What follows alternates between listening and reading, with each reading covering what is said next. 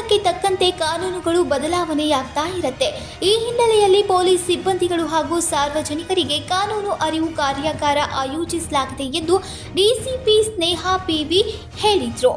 ಬುಧವಾರ ವಿಟಿಯು ಜ್ಞಾನ ಸಂಗಮ ಸಭಾಂಗಣದಲ್ಲಿ ಆಯೋಜಿಸಲಾಗಿದ್ದ ಕಾನೂನು ಅರಿವು ಕಾರ್ಯಾಗಾರದ ಬಳಿಕ ಸುದ್ದಿಗಾರರೊಂದಿಗೆ ಮಾತನಾಡಿದ್ರು. ದಿನದಿಂದ ದಿನಕ್ಕೆ ಅಪರಾಧಗಳ ಸಂಖ್ಯೆ ಹೆಚ್ಚಳವಾಗ್ತಾ ಇದೆ. ಅದಕ್ಕೆ ತಕ್ಕಂತೆ ಕಾನೂನುಗಳು ಬಲಿಷ್ಠವಾಗ್ತಾ ಇವೆ. ಜನರಿಗೆ ಪೊಲೀಸರು ಈ ವಿಷಯವನ್ನ ಮುಟ್ಟಿಸಬೇಕು ಹಾಗೂ ಸಾರ್ವಜನಿಕರು ಕಾನೂನಿನ ಬಗ್ಗೆ ತಿಳಿದುಕೊಳ್ಳುವ ಉದ್ದೇಶದಿಂದ ಈ ಕಾರ್ಯಾಗಾರವನ್ನ ಆಯೋಜಿಸಲಾಗಿದೆ ಎಂದರು. ಪೊಲೀಸ್ ವತಿಯಿಂದ ಈ ಹೊಸ ಕಾನೂನುಗಳ ಕಾರ್ಯಾಗಾರ ನಾವು ಏರ್ಪಡಿಸಿದ್ದೀವಿ. ಈ ವರ್ತಮಾನಕ್ಕೆ ತಕ್ಕಂತೆ ಅಪರಾಧಗಳು ಬದಲಾದಂತೆ ಕಾನೂನು ಬದಲಾಗಬೇಕಿತ್ತು, ಈಗ ಬದಲಾಗಿದೆ.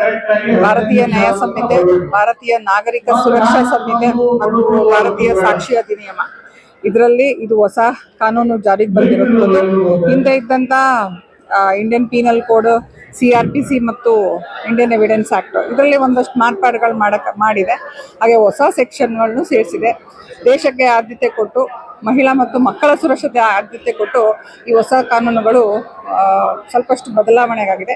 ಇದ್ರ ಬಗ್ಗೆ ನಮ್ಮ ಸಿಬ್ಬಂದಿ ಅಧಿಕಾರಿಗಳ ಜ್ಞಾನ ಬೇಕು. ಅದರಂತೆ ಪೊಲೀಸ್ ಆಯುಕ್ತರ ಒಂದು ನಾಯಕತ್ವದಲ್ಲಿ ಈ ಕಾರ್ಯಾಗಾರವನ್ನು ನಾವು ಏರ್ಪಡಿಸ್ತಾ ಇದ್ದೀವಿ. ಈ ದಿನನೂ ಕೂಡ ವಿಟಿಯು ಸಭಾಂಗಣದಲ್ಲಿ ನುರಿತ ಸಂಪನ್ಮೂಲ ವ್ಯಕ್ತಿಗಳಿಂದ ಪಾಠ ನಡೆಸ್ತಾ ಇದ್ದೀವಿ.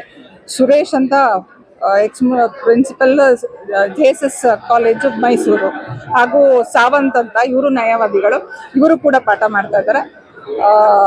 ಎಲ್ಲ ನಮ್ಮ ಬೆಳಗಾವಿ ನಗರ ಪೊಲೀಸ್ ಅವರು ಕೂಡ ಹಂತ ಹಂತವಾಗಿ ಈ ತರಬೇತಿ ನಡೀತಾ ಇದೆ. ಇದನ್ನ ನಾನು ಹೇಳಕ್ ಇಷ್ಟಪಡ್ತೀನಿ. Thank you.